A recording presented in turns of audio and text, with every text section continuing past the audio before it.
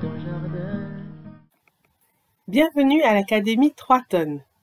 Nous allons explorer ensemble dans cet enseignement l'histoire de l'agriculture. Dans cette partie, nous allons voir la production intensive. Avec l'exode rural et l'industrialisation, les produits de culture sont transportés et commercialisés à la ville.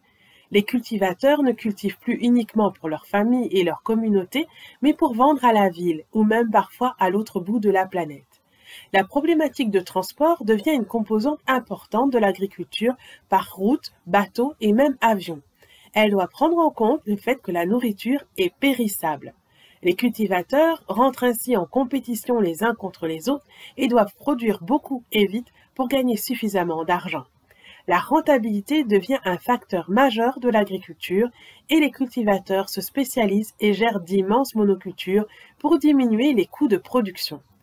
La monoculture consiste à cultiver uniquement la même plante sur plusieurs hectares. Elle nécessite donc de tuer toutes les autres plantes. Pour cela, on arrache ces dernières et on retourne la terre pour être sûr que seulement vont pousser les graines qu'on va semer et ne pas avoir de mauvaises surprises.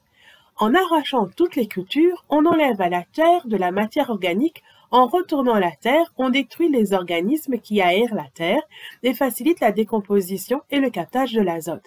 Il faut donc artificiellement ajouter à la terre des nutriments que l'on appelle engrais. En général, autant de nourriture concentrée en un seul lieu attire en très grand nombre les animaux qui en consomment, comme les criquets. Et pour s'en débarrasser, on utilise donc des pesticides, des poisons de toutes sortes pour tuer ces animaux concurrents.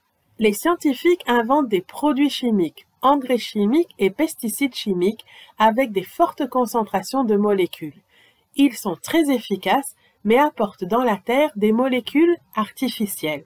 Ils apportent aussi, surtout, ces molécules dans la nourriture, qui n'est donc plus organique, elle est plus bio, et même parfois, elle peut être nocive pour la santé. Ici s'achève cette partie de l'enseignement sur l'histoire de l'agriculture.